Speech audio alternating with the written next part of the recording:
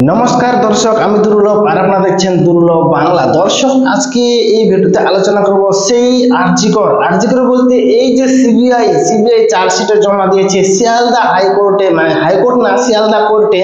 তো সেই শিয়ালদা কোর্টে যে সিবিআই চার্জশিট জমা দিয়েছে, প্রথম চার্জশিট, সেই চার্জশিটে কি কি রয়েছে, কি কি উল্লেখ করেছে, কার কার নাম উল্লেখ আছে, সঞ্জয় রায় যে আছে সে কি প্রকৃত এক নম্বর মূল অভিযুক্ত না রয়েছে, আর সন্দীপ ঘোষ আর অভিজিৎ মন্ডল কতটা দোষী, এই সব বিষয়ে আলোচনা করবো। তো ভিডিওটা সম্পূর্ণ দেখো, মানে না টেনে সম্পূর্ণ ভিডিওটা ভালো করে দেখো, ঠিক আছে দর্শক?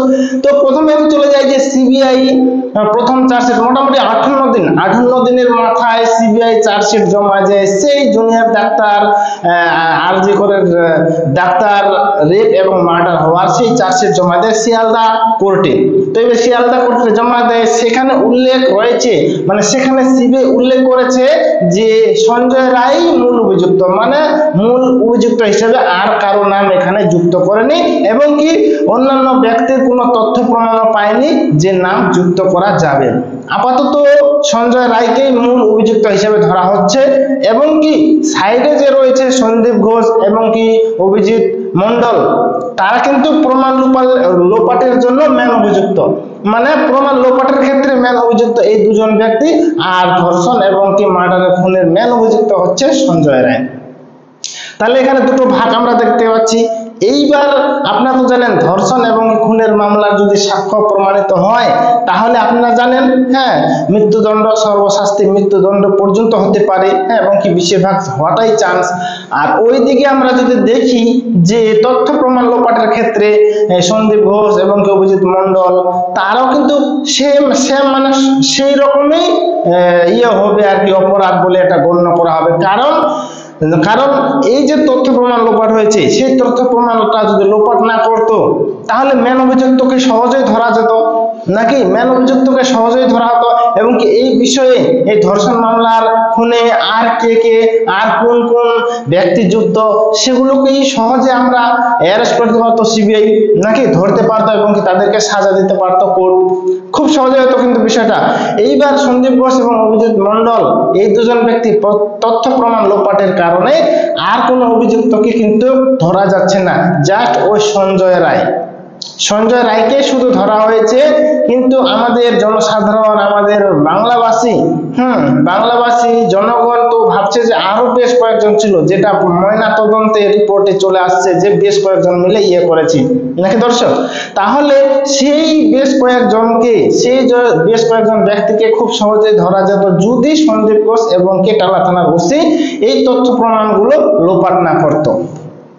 দেখো, এটা আমরা যদি ভালোভাবে ডিসকাস করি তাহলে কিন্তু মানে চেন সিস্টেম একটা হয়ে যাবে। কিরকম চেন সিস্টেম? সেটা হচ্ছে যে এবার মনে করো যে সঞ্জয় রায়কে কন্ট্রোল করেছিল সন্দীপ ঘোষ, এবার সন্দীপ ঘোষকে কন্ট্রোল করেছিল টালা থানার ওসি করেছিল আরো একটা বড় কোনো অফিসার। এই চেনের মাধ্যমে মারফত চলে যাবে। তবে যাই হোক, সিবিআই যেটা চার্জশিটে উল্লেখ করেছে যে আপাতত, মানে এটা কিন্তু প্রথম চার্জশিট, আরো চার্জশিট দিবে, দ্বিতীয় চার্জশিট, তৃতীয় চার্জশিট, মানে তদন্ত তো চলতেই আছে না, এটা খালি জাস্ট প্রথম ধাপ, বেসিক এটা চার্জশিট বলা চলে। তো সেক্ষেত্রে আপাতত মূল অভিযুক্ত সঞ্জয় রায়, এবং কি তথ্য প্রমাণ লোপাটের ক্ষেত্রে মূল অভিযুক্ত হচ্ছে সন্দীপ ঘোষ এবং কি টালা থানার ওসি, এই দুজন ব্যক্তি। তো এইবার দেখা যাক যে সন্দীপ ঘোষ, আমরা বিভিন্ন মিডিয়াতে বিভিন্ন রাজনৈতিক দক্ষ ব্যক্তিরা বলছেন যে যদি সন্দীপ ঘোষ এবং কি টালা থানার ওসি অভিজিৎ মন্ডল তথ্য প্রমাণ লোপাটের ক্ষেত্রে প্রমাণিত হয় বা দোষী সাব্যস্ত হয় তাহলে কিন্তু মানে সর্বোচ্চ শাস্তি মৃত্যুদণ্ড পর্যন্ত হতে পারে, এবং কি সন্দীপ ঘোষ, টালা থানার ওসি, তারা কিন্তু জামিনে আবেদন করেছিল, জামিনের জন্য আবেদন করেছিল। যখন এই কোর্টের বিচারপতি দেখলেন যে এটা তো একটা বিশাল বড় অপরাধ, তথ্য প্রমাণ লোপাট, এটা একটা বিশাল বড় একটা অপরাধ, এটা ঠিক সেম ধর্ষণ এবং কি মার্ডারের যে শাস্তি হয় দোষীপ্রাপ্তদের, ঠিক এরকমই মানে একই রকমের শাস্তি হতে পারে এই দুজন ব্যক্তির। তারপর সেই বিচারপতি তাদের জামিনটা খারিজ করে দেয়। তাহলে বুঝতে পারছেন কতটা অপরাধ করেছে এই সন্দীপ ঘোষ এবং কি টালা থানার ওসি অভিজিৎ মন্ডল। অপরাধ তো করেছে নাই, এবং কি এই যে কীর্তিনামা, সন্দীপ ঘোষের যে কীর্তিনামা, সেগুলো তো আমরা এখন বাংলার মানুষ সবাই জানে। সেই ওয়েস্ট মানে বজ্র পদার্থ, সেই ওষুধ মেডিসিনের বজ্র পদার্থগুলো পাচার করত, বাংলাদেশে কোটি কোটি টাকা লেনদেন করেছে। এই যে আরো ছোটখাটো বিষয় যা সন্দীপ ঘোষকে শাস্তির দিকে কিংবা মৃত্যুদণ্ডের দিকে এগিয়ে নিয়ে যাচ্ছে। শুধু এই মামলাটা না, এর আগেও সন্দীপ ঘোষের বিরুদ্ধে মামলা হয়েছিল, কেস হয়েছিল, অভিযোগ করেছিল, তখন তো কিছু হয়নি। কিন্তু এই ঘটনাটা এমন ভাবে ঘটেছে এবং কি সন্দীপ ঘোষকে এমনকি পেঁচে ফেলেছে যে সন্দীপ ঘোষের এবং কি টালা থানার ওসি বাঁচানো কিন্তু মুশকিল।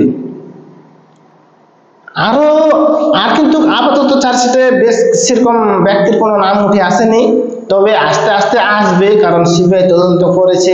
কারণ এই যে সিবিআই কখন তদন্ত শুরু করেছে, যখন তথ্য প্রমাণগুলো একদম পুরোপুরিভাবে ডিলিট হয়ে যায়, মানে মুছে যায়, তখন সিবিআই তদন্ত শুরু হয়েছে। যদি সেই তথ্য প্রমাণগুলো লোপাট না হতো, যদি সিবিআই প্রথম দিন থেকেই তদন্ত করত, তাহলে এই বিষয়টার, এই যে রেপ মার্ডার এই কেসটার আরো হয়তো আমরা নতুন নতুন মুখ দেখতে পেতাম এবং কি খুব সহজে হয়তো সিবিআই সঠিক অভিযুক্তদের চিহ্নিত করতে পারত। তবে এটা সম্ভব হয়নি একমাত্র সন্দীপ ঘোষ এবং টালা থানার ওসি, কারণ এরা সবাই কিন্তু প্রভাবশালী এবং সবাই ক্ষমতাবান, এদের কিন্তু দাপটও ছিল খুব অনেক। তার জন্যই এদের কথাতেই এইসব ঘটনা ঘটেছে, এইসব কাণ্ড ঘটেছে, আর এইসব প্রমাণ লোপাট হয়েছে।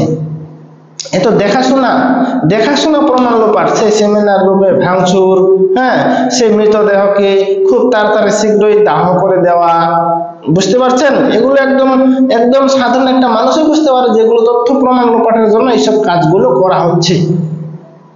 তো সেক্ষেত্রে বলা যায় যে আমি আরেকটা বিষয় বলে দিচ্ছি, সিবিআই এখানে কিন্তু 200 জন ব্যক্তির সাক্ষ্য নিয়ে 200 পাতার চার্জশিট জমা দিয়েছে শিয়ালদা কোর্টে, এবং সেই 200 জন ব্যক্তির সাক্ষ্য প্রমাণে তারা সবাই বলছে যে তথ্য প্রমাণ লোপাট করেছে সন্দীপ ঘোষ, টালা থানার ওসি, এবং কি